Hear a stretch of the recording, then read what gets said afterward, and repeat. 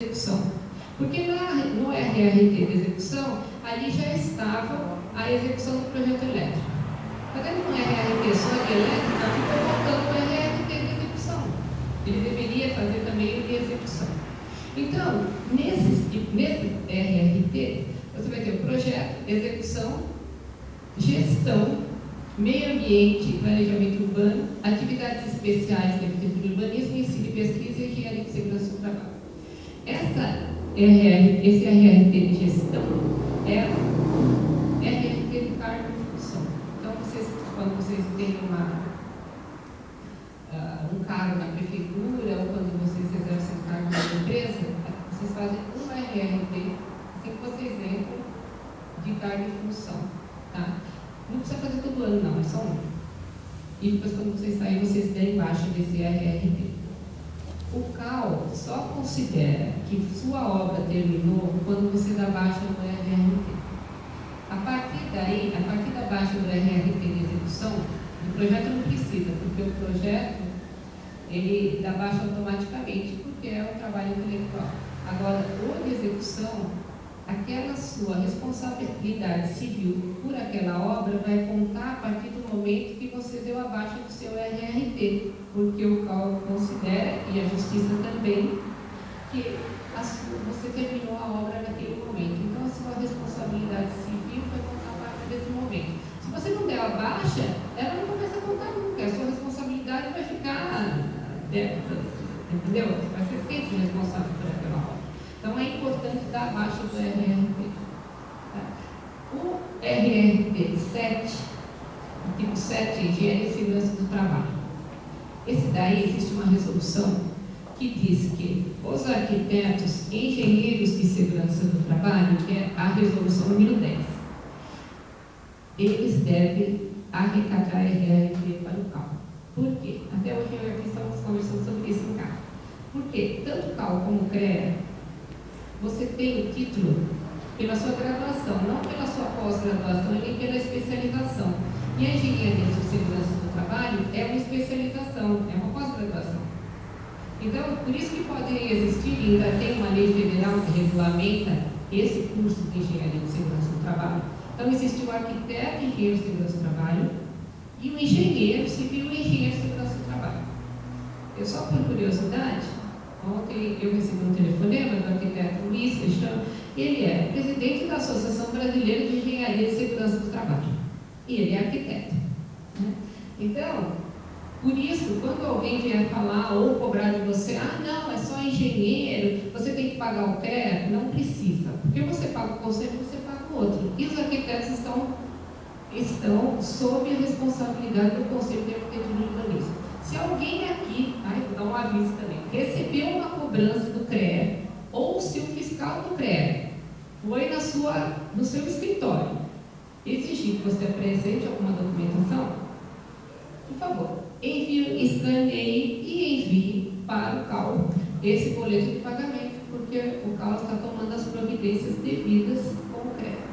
Porque não é possível a gente ser cobrado de um conselho que a gente não faz mais parte. Então, não se deve pagar. Tá? A não ser que a pessoa seja engenheiro civil também. Porque minha arquiteta também é engenheiro. Eu tenho um colega que ele fez arquitetura e depois fez engenharia. Tá? Agora, então essa resolução 17 foi a que fez com que o RRA separou as atividades de projeto, de execução e definiu o que seria o RRT. E a resolução 21 é uma resolução super importante também, que define todas as atividades profissionais. Então, você tem lá projeto 1.1, 1.2, está tudo relacionado na resolução 21. Então, é só você pesquisar no site do CAL-BR ou no site do CAL São Paulo, que você vai ter toda essa definição. A resolução 22, ela fala sobre fiscalização. Qual é o fluxo processual da fiscalização, como ela deve ser feita, os prazos de fiscalização, quem é responsável pela análise desses processos que podem vir da fiscalização, que diferente do CREA, são analisados pela Comissão de Exercício Profissional em primeira instância, e depois pela plenária do CAL São Paulo, no caso de São Paulo. Em terceira instância, ela tem o plenário do CAL-BR. Então, tudo isso é definido pela Resolução 22. Aí, a Resolução 23 é a concessão de patrocínios. Eu estou até olhando aqui, está olhando também. A Resolução 23 é uma solução muito interessante. Por quê? O CAL tem uma certa verba, tanto o CAL-BR como o CAL São Paulo. Quanto que é essa última? 1 milhão. 1 milhão dessa vez? É. Ano passado foi 1 milhão também. Que vai para quê? E aliás, até na época, né? O edital foi lançado ontem, né? Ontem. Abriu o prazo hoje. Abriu o prazo hoje de inscrição dos trabalhos baseados nessa resolução 23. Então, trabalhos de âmbito municipal é R$30 mil, de âmbito estadual é 50, de âmbito federal é 100, não é? Cada um, a crise é que sabe direito desses valores, porque dependendo do edital vai mudando. Então, o que você fez? Você escreveu um livro e você está querendo editar aquele livro. Esse livro é a respeito de arquitetura. Você pode solicitar através de uma pessoa jurídica. Pode ser a Associação dos Engenheiros, pode ser uma universidade. Normalmente é pessoa jurídica sem fins lucrativos. A única pessoa jurídica que se aceita é a universidade para esse tipo de concessão. No ano passado nós tivemos 26 trabalhos inscritos, nós também separamos uma verba de 1 milhão e acabou, foi muito menos que foi distribuído. Por quê? Porque desses 26, só 6 foram aprovados com documentação, porque se pede uma série de certidões, não chegamos nem a analisar se o projeto era bom ou não. Eles foram barrados pelo jurídico porque as certidões não estavam com a data correta. Certidão de INSS, de Receita Federal, tudo isso, porque uma autarquia federal não pode repassar verba pública para alguém que esteja devendo dinheiro público. Então, é isso. Agora, por exemplo, uma associação de classe, que normalmente ela já recebe uma verba do CREA, com certeza ela tem todas as certidões, porque o CREA, ele fiscaliza isso. Então, normalmente ele tem. Então, pode ser um ciclo de seminários, ou um seminário que vai acontecer. Tá? O ano passado foram 2 cursos que receberam essa verba, um seminário para fazer a Carta Brasileira da Paisagem, quem recebeu foi a ABAP, e a BCP, a Associação Brasileira de Cimento de Portland, que já está cheio de dinheiro, conseguiu verba do CAL, por absurdo. Por quê? Ele apresentou toda a documentação correta e conseguiu uma verba para fazer um trabalho muito bom que vai ser distribuído, né? Eles entregaram uma série de livretos sobre o que foi da BCP, Cris? Guias mãos à obra própria. Um guia de construção. É um guia de construção, mais para calçadas, né? Para calçamento e tal. E o CAL financiou uma parte desse valor. Tem uma verba que você tem que a associação teria que participar, tá? E agora, hoje, abriu o prazo para essa concessão de patrocínios dessa verba do CAL. Então, o CAL, aí o pessoal fala, mas a associação recolhe uma parte o CAL não dá uma parte do RRT para as associações, tal, mas ele tem uma outra forma, que é através dessa resolução, de financiar estudos a favor da arquitetura. Tá? A 24 é a certidão de acervo técnico, que você precisa, os documentos que você vai precisar. Vou falar um pouco da certidão de acervo técnico. Como o CAL é totalmente online, nós temos a oportunidade, que agora já abriu, para a gente colocar, quando você faz o seu RRT, você está registrando a sua obra, ou serviço, ou projeto na sua página. Cada profissional tem uma página dentro do CICAL. Então, esse RRT, depois de baixado, você pode solicitar uma certidão de acervo técnico desse trabalho e de todos os outros que você venha a ter. Né? E agora, além disso, já abriu-se um espaço dentro do CICAL. O CICAL é o Sistema de Informações do CAL, que você pode colocar o seu projeto. Você exibe o seu projeto e coloca lá. Então, ele está registrado no CICAL. É muito mais difícil alguém plagiar o seu projeto porque ele está registrado lá naquela data. E o que se pretende com isso? Que a sociedade possa entrar na sua página, desde que você permita, né, ou numa área pública da tua página, e veja o seu currículo. Lá tem os seus projetos, o livro que você fez, uma obra de arte, o que quer que seja que você tenha feito, ela vai estar ali registrada no conselho.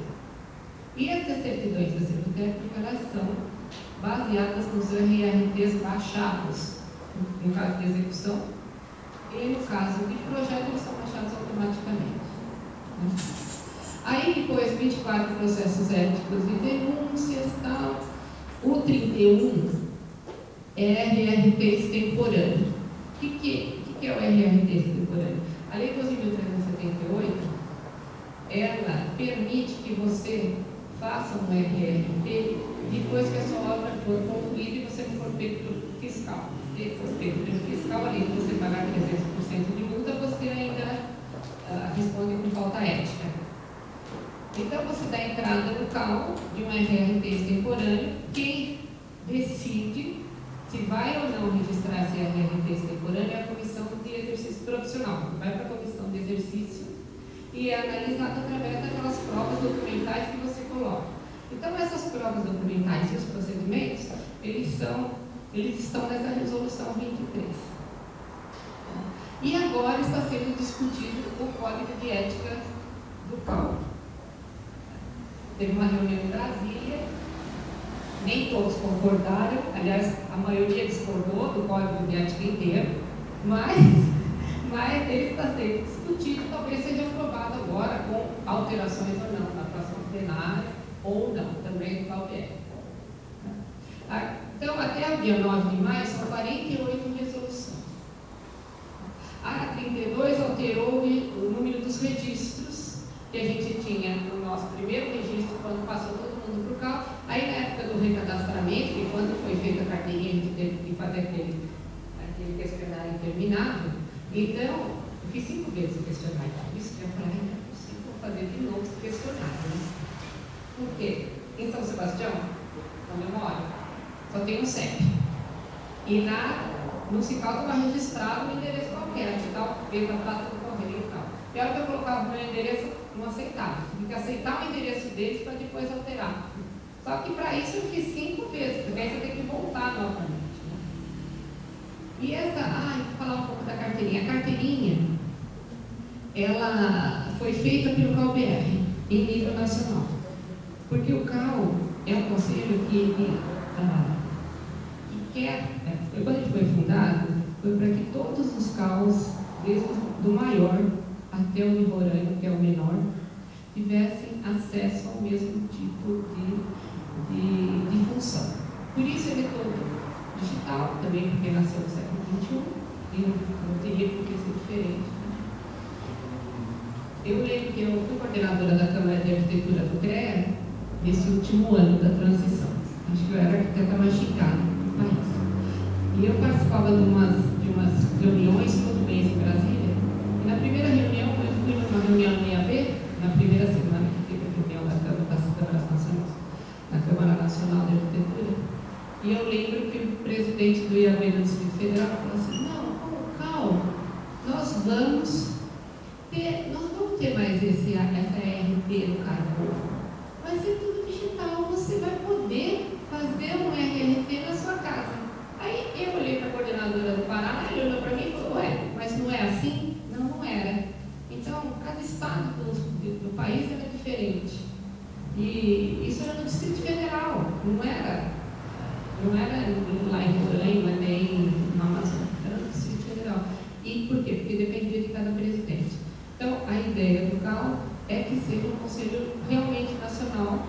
Tanto é que não há necessidade de pedir vista para você trabalhar em outro estado. Só que na alteração de endereço, os RRTs que você recolhe e a sua unidade acabam indo para o estado onde você tem a moradia. Vamos voltar.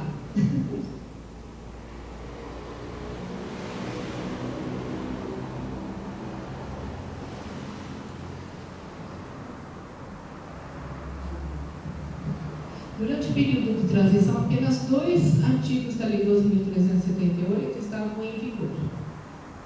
O 56 e o 57, porque eles se referiam exatamente à transição.